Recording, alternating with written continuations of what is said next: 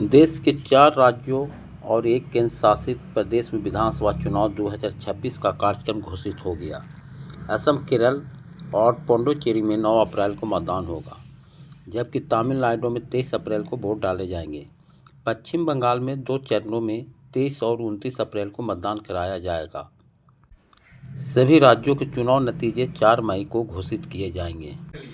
भाजपा पश्चिम बंगाल में अपनी सरकार बनाने के लिए एड़ी चोटी जोर लगा रही है। पिछले चुनाव में उसने 3 सीटों में 77 विधानसभा सीटों की यात्रा तय की थी। उसे उम्मीद है कि इस बार बदली परिस्थितियों में वह बेहतर प्रदर्शन करेगी। तमिलनाडु और केरल में पिछले कुछ चुनाव में बेहतर प्रदर्शन के आधार पर इस बार उसे अच्छा परिणाम मिलने की उम्मीद है। लोकसभा अध्यक्ष को उनके पद से हटाने का विपक्ष की तरफ से लाया गया प्रस्ताव खारिज हो गया। वहीं पीएम मोदी ने एक बार फिर ओम बिरला को पत्र लिखकर संसदीय संचालन के लिए उनकी तारीफ की है। लोकसभा अध्यक्ष ओम बिरला की तरफ से पीएम मोदी को आभार भी जताया गया है। 4 राज्यों और एक केंद्र शासित प्रदेश में चुनाव की तारीखों के ऐलान के बाद सभी दलों ने अपनी प्रतिक्रिया दी है। पश्चिम बंगाल में टीएमसी ने जीत का भरोसा जताया है, जबकि भाजपा ने विपक्ष पर निशाना साधा है। केरल में कांग्रेस ने 100 से ज़्यादा सीट जीतने का दावा किया है। वहीं वाम दल तीसरी बार सरकार बनाने की बात कर रहे हैं। राज्यसभा के चुनाव के पहले आज शाम में बिहार सरकार के मंत्री विजय चौधरी के आवास पर एक बड़ी बैठक होने वाली है। इस बैठक में शामिल होने के लिए मुख्यमंत्री नीतीश कुमार अभी उनके आवास पर पहुंचे हैं। इस संबंध में संजय झा ने बताया कि राज्यसभा चुनाव में 5 सीटों पर जीत मिले, इसके लिए अब जनता दल यूनाइटेड के वरिष्ठ नेता और विजय चौधरी के आवास पर विधायकों की बैठक बुलाई गई है। डिप्टी सीएम विजय सिन्हा ने कहा है कि राज्य सरकार का सर्वोच्च लक्ष्य हमेशा जनहित और सुशासन रहा है। सरकार जायज समस्याओं के समाधान के लिए संवेदनशील है, लेकिन प्रशासनिक अनुशासन और जवाबदेही भी उतनी ही महत्वपूर्ण है।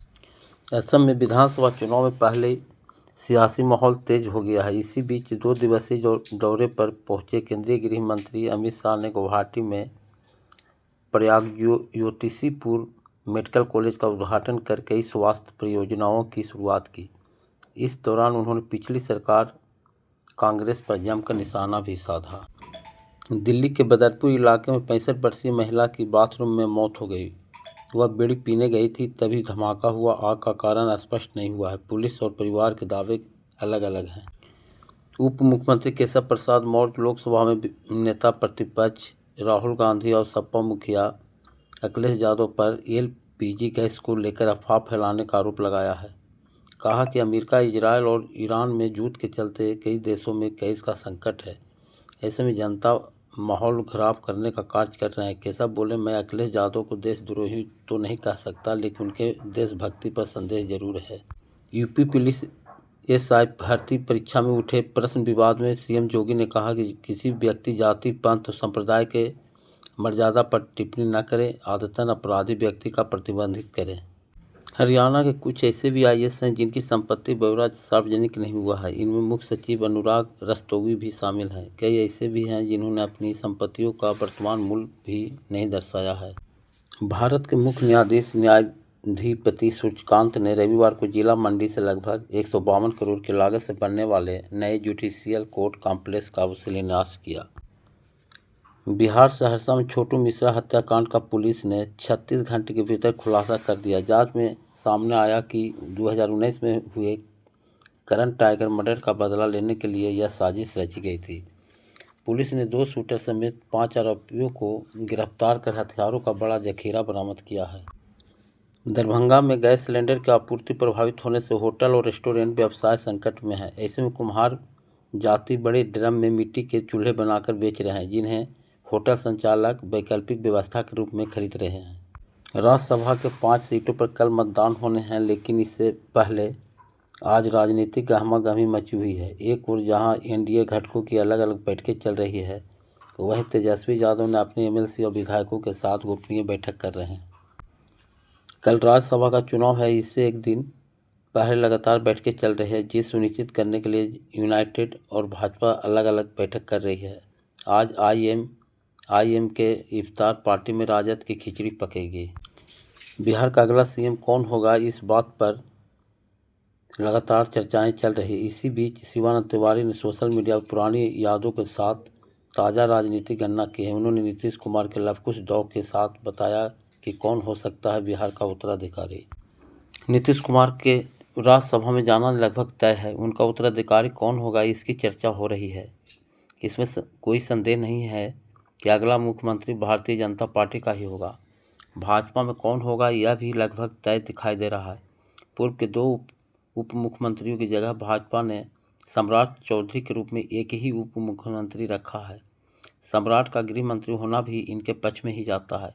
कभी कभी लगता है कि यह सब नीतीश कुमार की योजना के अनुसार ही हो रहा है। ऐसा क्यों? पश्चिमी एशिया में जारी जंग के बीच ईरान की तरफ से दावा किया गया है कि एप्स्टीन नेटवर्क से जुड़े कुछ लोग अमेरिका 9/11 जैसा आतंकवादी हमला कर सकते हैं। इसका आरोप ईरान पर लगा सकते हैं।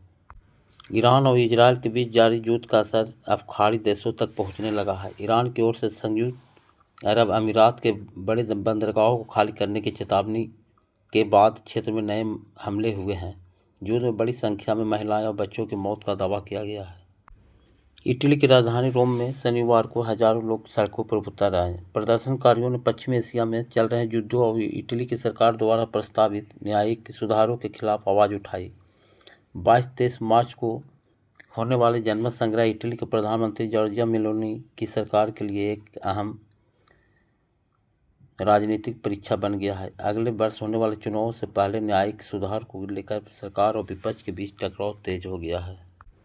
उत्तर कोरिया के नेता किम जोंग उन अपनी बेटी के साथ रॉकेट लॉन्च सिस्टम के लाइव परीक्षण का निरीक्षण किया। यह परीक्षण अमेरिका और दक्षिण कोरिया के सैन्य अभ्यास के जवाब में किया है। दक्षिण कोरिया ने इसे उकसाने वाली कार्रवाई बताते हुए संयुक्त राष्ट्र नियमों का उल्लंघन कहा है। इजरायली बलों ने लेबनानी सीमा के पास स्थित एताल साफ शहर की ओर बढ़ने की कोशिश की है। यहाँ झड़पों के दौरान गोलीबारी की आवाज़ें सुनी गई है। हिजबुल्लाह के लड़ाकों ने आगे बढ़ती इजरायली टुकड़ियों पर मिसाइलें दागकर जवाबी कार्रवाई की है। प्रेस टीवी के मुताबिक हिजबुल्लाह ने अल खज्जान हिल क्षेत्र में मौजूद इजरायली सैनिकों के जमावड़े का निशाना बनाते हुए रॉकेट दागे हैं। जून 2025 के बाद सिर्फ 8 महीने में इजरायल फिर युद्ध में लौट आया है। नेतन्याहू ने कहा कि ईरान मिसाइल कार्यक्रम फिर खड़ा कर रहा था उसे तथा अपने परमाणु कार्यक्रम को गहराई में भूमिगत ले जाने की योजना बना रहा था। नेपाल के 5 के प्रतिनिधि सभा चुनाव में 14 उम्मीदवारों को एक भी वोट नहीं मिला, जबकि 36 को मात्र 1 वोट। कुल 3406 प्रत्याशियों में से लगभग 85% जमानत जब्त हो गई है। मतदाताओं का समर्थन केवल कुछ सीमित दलों और उम्मीदवारों तक ही सीमित रहा।